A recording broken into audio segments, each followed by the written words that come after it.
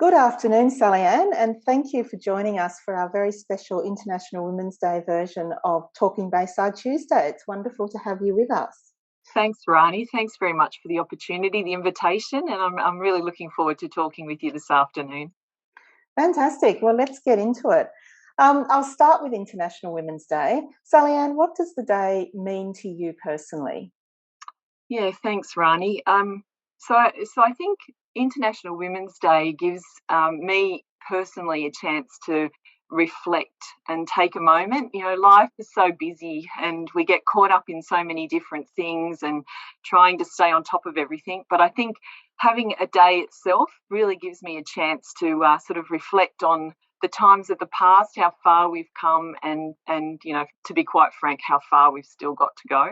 Um, I have a mother who's an incredibly creative person, and in the 50s, actually also a local of Ramsgate, and in the 50s, she, said to her father, "I'd like to be a sign writer," and his response immediately was, "No, women don't climb ladders," and he was a lovely man, and it's no reflection on him, but you know that we have come so far, but it's important to reflect on the journey and to use, I guess, the past to really push on and keep gender equality being pushed forward. So yeah, that's sort of my personal take a moment and reflect. That's great. And you obviously grew up in the local community, mother from Ramsgate. My family did, not me, but I made my way back. Oh, good. You must like it here then. I do. Yeah, it's a wonderful community, really, really special place, and let's face it, it's also an absolutely beautiful spot. So yes, it most certainly is. Although it's a bit wet today. Yeah. Sallianne, it's interesting that you say about how far we've come. We often hear the statements, particularly in the last few years, that we don't necessarily have any gender inequality at the moment, simply because women have made so many strides across all fields and across all sectors, across all levels of society. How do you feel about this? And just thinking about your own work with the organisations you're involved with, how do you work within those organisations to affect change? Yeah, so look, Rani, I definitely can see change. I certainly don't think that we're in a no longer, like a completely fair gender equal situation. I think we still have a long way to go. I think we can see great achievements from women throughout our society, and I guess just sort of going back to your first question, International Women's Day allows us to really celebrate and build the momentum, on their achievements. And I think when we're talking about the organisations that I'm involved in, the most important thing is just really sort of stay focused on, bringing diversity of thought, of gender, of culture. All of those things are so important. And I think those are the things that we need to engage with ongoing. I think we definitely need to consider how we measure gender balance, and I think measuring gender balance enables us to keep our eye on the future, because whilst we can learn from the past, this really is about keeping our eye on the future and driving forward to ensure that we do have gender equality at the forefront. And as I said, I think the diversity of thought, is really, really important within these organisations to build that. So, yeah. Yeah, no, you're right. And that having that momentum, I think, is an important point. Just paraphrasing our first and so far only woman Prime Minister, Julia Gillard, who once said that having one woman Prime Minister is not a measure of success, it's having a succession of women Prime Ministers. So again, in that theme of keeping the momentum going. So can I ask you, as the president of Ramsgate RSL, and apparently you are only the second woman director in Clubs New South Wales' 90-plus year history, how do you think that those organisations can ensure that you are not that one-off, but that we do keep that momentum going and that you become that trailblazer for many women to come after you? Yeah, thanks, Rani. I guess overall, my opinion on that is education. It's a constant piece of education. We need to ensure that we're governing all of our organisations with diversity and inclusion. And if we can, use the current research out there that talks about improvements in productivity and results in all of those things that, sort of drives our all of those organisations to be sustainable, into the future, then I think, I think then we're on our way. It's really about ensuring that everybody is represented, and that there's an education piece right through those organisations. Yeah, so I will just I will let you know that we celebrated at Clubs New South Wales our registered clubs industry 100 years in 2020. Unfortunately, COVID got in the way of all of those celebrations. But yes, the club industry is over 100 years old, which is something to be very proud of. And so I guess the only other thing that I would add to that sort of is also, you can't be what you can't see. It's cliched around at times, and I think we all just need to, in terms of being a trailblazer, I guess, and it's not a word that I would resonate with, but I understand. So I think it's important that we, we're seen, and as women, we, sort of amplify the achievements of everyone around us. So. Yeah. No, that's good. 100 years. That is an achievement. Yeah. So that can't be what you can't see. Ethos. I guess just thinking about some of our other larger organisations and companies still struggling to achieve that gender equity, particularly with that sort of senior management and leadership levels. What advice would you have for the leaders of those organisations? Yeah, so I guess in my mind, it's a bit like fronting up to a brick wall, and it's one brick at a time. With the overall mission is to remove the brick wall altogether, and I think it's about accepting that we're on a journey, and again, it's that momentum piece, and really pushing it. Traditional baggage, and rightly or wrongly, if that's how I'll term it, it's hard to move. And sometimes it feels unfair, but it's definitely a journey that we're on, and we need to sort of stay the course of that journey, and we need to be strong, and we need to be continually reminding everyone around us that we're on the journey, and what our path is, what our goals are. I think the thing for leaders of organisations is really about using and understanding the data that's around, the research that's showing us how important diversity and inclusion is, and to really keep that data at the forefront of all governing bodies, of these organisations, to really use it to inform, the pathways, so that we can make change and keep pushing forward. I'll just add, I guess, when I think about advice, I mean, I'm personally still unsure about quotas. On one hand, it sets up the argument ongoing that women haven't achieved their roles via merit, and I simply just don't agree with that. But on the other hand, quotas are used to stretch, like a traditional mindset, and perhaps they do have a place to start really pushing, forward that conversation. So it's interesting that, in my personal opinion, there's very little conversation ever around merit in terms of, the male lens. And I guess that's just another, it's just another example of gender inequality, particularly in the workplace. But I accept that there's a conversation going on around leadership and quotas and gender inequality. I would just one small anecdote. The morning after I was appointed to the Clubs New South Wales board, there was a high-profile radio announcer that decided that he would, at that point, say, if you're a woman appointed to a board, really at this time, you would know that you didn't get it on merit, and you I mean, he didn't use the word ashamed, but he was intimating that. So obviously I strongly disagree with that. I think, again, it comes back to that you can't be what you can't see. And I would like to think I have 3 daughters, and I would like to think that, they are watching, and I'm leading for them, if nothing else. So. Thank you for that. And if I can, you talked earlier about measuring gender balance and how important that was. Did you have quotas in mind when you were thinking about that?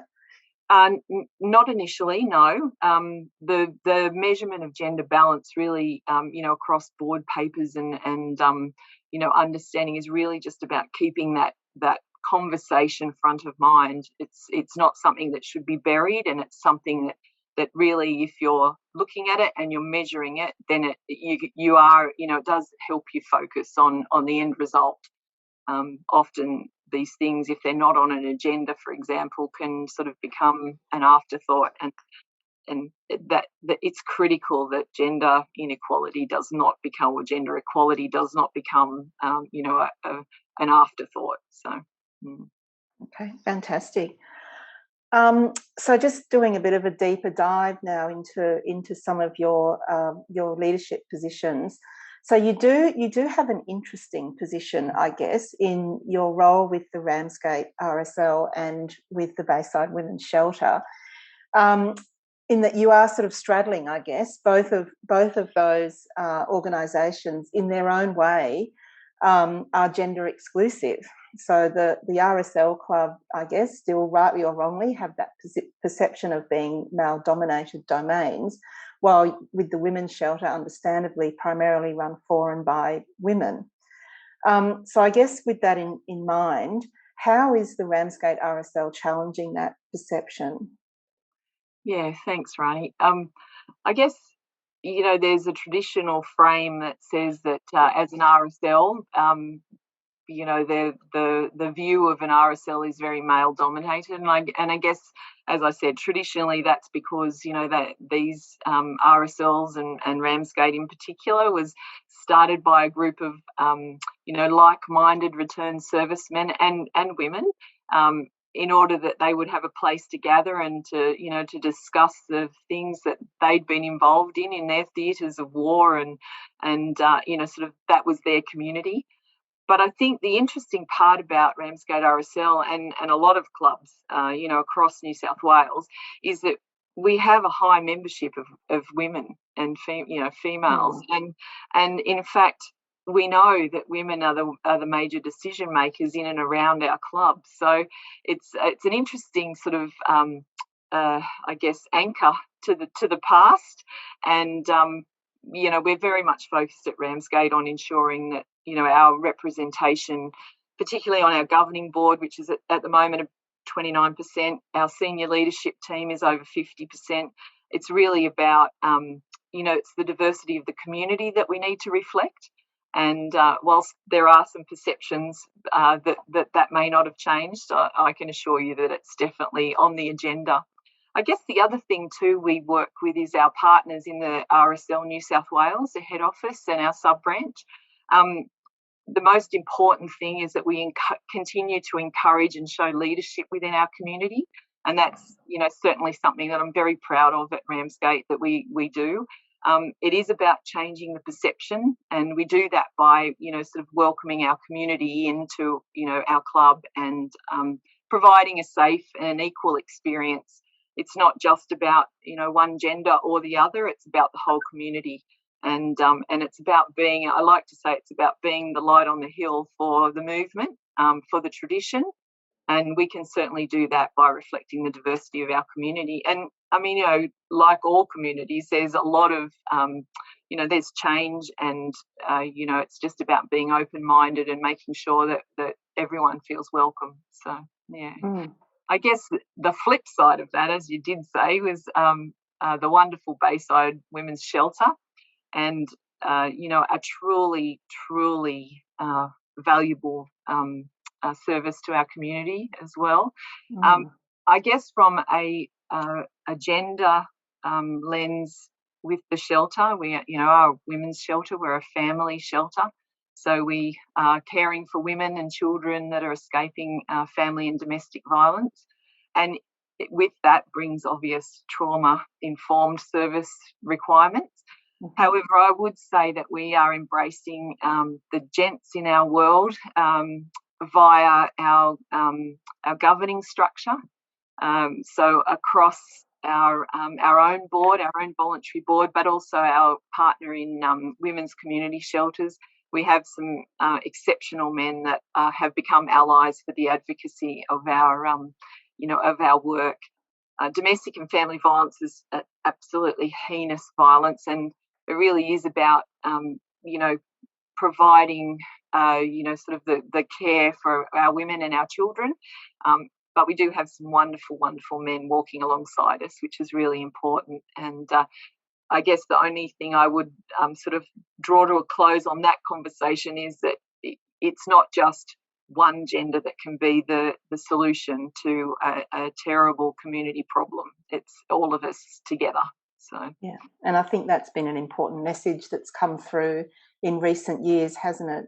That we do need to have men as part of the solution to this. Yes, absolutely. Yeah. Mm. So Sallianne, just you mentioned about having men involved within your service, but at the governance level, do you see perhaps, and this, it may not be appropriate, but do you see that there might be another role for men at sort of different levels of the service provision? Yeah, so I guess yes, there's always room to understand and to work, with everybody in the service. I think probably where I was talking about in terms of the trauma-informed is, we have a residence, and we need to be, careful about how, we work with our women and their children around, sort of moving them. The refuge, the shelter itself is a crisis accommodation refuge. So once we've moved our women through the initial sort of crisis time, we do look to put them in transitional housing, and across all of that, it requires the sort of the involvement and the assistance of our community, and that's certainly where we can engage with men and women to help in that process. It's for our women initially, it's about sort of I guess it's wrapping our arms around them so that they can take a breath and start reimagining what's going on for them and where they want their safe and independent lives to restart. So probably not in the early stages, but definitely it's a partnership with the shelter across the whole community equally. So yeah, great. And just circling back to your role with the RSL, I guess there's also that link too, isn't there, with men who might be coming back from conflict and experiencing torture and trauma themselves, or post-traumatic trauma, I guess, and the impact that might have on the women in their lives. So there is that corollary there as well. Yeah, I mean, I like to think that it's the holistic approach. It's like as a community, we all have an opportunity, or I think a requirement to really take time to understand. It's that don't judge until you've walked in their shoes, and that's not gender biased either. That is really about whatever experiences wherever that's happened, and about helping everybody to make the most out of their lives and live their best life, I guess. Yeah, that's great. Thank you for that. So just moving on, looking more deeply at family and domestic violence, the largest international study of its kind was recently published in the Lancet journal, and that was an international study, but estimated that over a quarter of women aged 15 to 49 years has experienced physical and or sexual violence by a male partner in their lifetime. It further extrapolated that 1 in 7 women globally had experienced domestic violence within the last year. What more do you think needs to be done in order to reduce these numbers? Yeah, and I mean, Rani, at this point I would add that, in Australia we've still got 1 woman a week being murdered by an intimate partner. I think when I sort of sit back and think about it, what we need is education. And I would note that there's been some work over the weekend that's been announced around consent education, which is a great step forward. But it really is about education and providing our next generations with the skills and the language to be able to sort of work through what needs to be worked through to stop the continual the ongoing violence that's occurring. At Bayside Women's Shelter, we work with a wonderful group of people through Enlighten Education. And within the Bayside LGA, they go into our schools. They give our youth the language to explain, themselves to understand what's going on. And we talk all the time about respectful relationships, and it's really powerful. And this, I think, is the way that we will get in. Well, I'm going to say get in front, perhaps not the right language, but this is the way that we can start breaking the continual sort of ongoing cycle, I guess. One of the things we do in the shelter is aside from our service delivery for our women and children, it's really about the advocacy within our community. So it's about talking and sharing the stories of our women and children, and really enabling people to understand that this is not something that happens to someone else. It doesn't necessarily happen suburbs and suburbs away. This is happening right next door, and we need to be able to understand how we can help and how we can make an impact for our community. It's about, I guess, the education allows our the victims to be able to find a path to start talking about what they've lived, and in that way, I guess, trying to help them come up with sort of their new pathway. And I guess the other thing that will always be on the agenda is we need more shelters. We need, we have ongoing numbers of referrals when we're not full, and it really is a sizable problem that needs to be dealt with, and it needs to be dealt with well and quickly. So yeah, I guess just allowing women to understand that there are options for them, and that comes from education. I really believe that's sort of the first step. Providing that education piece. So. You touched on needing more shelters, so I guess this leads to my next question. That issue of housing insecurity wouldn't be something that is new to you, seeing that family and domestic violence is the number one cause of homelessness in Australia. If you were Prime Minister of this country, what would be the first thing that you would do to change this? Okay, so the first thing actually is going to be two things. I'm sorry. The Prime Minister, you're allowed to make the changes, aren't you? You're allowed to increase. Of course. So I think, again, the education piece on respectful relationships, on teaching our new generations that are coming self-awareness, all of those elements of emotional intelligence need to be built into the curriculum, so that we're informing and ensuring that our future generations have got the language that they need in order to keep themselves safe and really sort of imagine the best world for them. So that's the first one. And the other one, of course, has to be an investment in mental health. Now, it's not my area of expertise by any stretch of the imagination, but I know at every turn we face mental health challenges, and so we really need some solid work on that.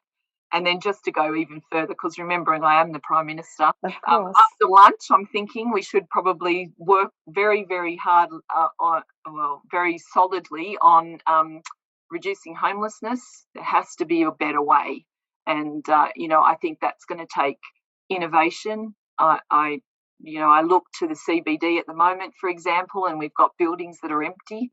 There must be a way that we can reduce homelessness whilst we're working on mental health issues. And I hope that all of the education in the previous piece works towards like an intergenerational attitude and behavioural change. So, yeah, I think that's my first day done and dusted, Rani. First day, I think that's probably your first term. Thank you for that. We might send a copy of the video to the Prime Minister. Sallianne, you're also on the board of Netball New South Wales, one of the many board appointments that you have. What do you hope to achieve in your time with netball? Yeah, thanks, Ronnie. So, first of all, netball's a fabulous, fabulous sport, and everyone should be playing it. But I would take a step from that and say that team sport in itself has the capacity to, to teach and to engage and to give some wonderful social and community outcomes to those that are involved in team sport. There's lessons that our children are learning on the court that they don't even realise they're learning at this point. It works in improving mental health. It creates some amazing community leaders, and goes to building fitness, and really is about inclusivity. So there's some amazing outcomes from team sport, and for me, netball, played since I was 8, is really about that. So what I am most interested in my role on the board of Netball New South Wales is driving participation at the grassroots at community sport level. And of course, we've had some, like COVID has delivered some really sort of major booms to that. But that's my primary role, as well, of course, of all the roles that a board director has. But my focus is really about building grassroots level, and ensuring that netball's a sport that can be there and is the facilities that it needs ongoing, and to really benefit the community in the long run as well as the short term. So yeah. Well, that's very ambitious, and been with the sport since you were 8. Yeah, I'm not playing now. I'm a bit too old now. No, I played netball as well when I was younger. I also too old to play now. Sallianne, do you live locally in Bayside? I do. I'm a San Susie local for nearly 30 years. Oh, fantastic. And can I ask you, what do you love about living in our community? Where are your favourite places to chill out or find me time? So me time's an interesting question. I haven't quite nailed that really yet, but so it would be remiss of me if I didn't tell you that Ramsgate RSL is a fabulous place to chill and to be. But if I go back to your first point about sort of what do I love about living in the Bayside area. So my mum and dad, my in-laws, were all Bayside locals, so it sort of runs through our blood, I guess. I love the beauty of the area. I mean, it's my husband and I are known to walk along Rocky Point Road up to Captain Cook Bridge and then right round the front of the bay, and it's an amazing place, and it's steeped in so much history. It really is a beautiful place. And add to that, we have an amazing community of people who are passionate, they're engaging, they're engaged, and there's nothing nicer than walking along the front of that bay and having people say hello. And I think that's a really special thing. So I guess me time is a different question. I might have to take that one on notice. But yeah, I mean, I'm an animal lover, and the Bayside area is a beautiful place to be able to walk dogs, and that's special for me. Fantastic. Well, Sallianne, we certainly appreciate you giving up your time to speak with us today. And happy International Women's Day. Enjoy the rest of it. Thank you, Rani, and thank you to everyone. And let's just make sure we remember we're breaking the bias. That's what today's about. Absolutely. Thank you very much.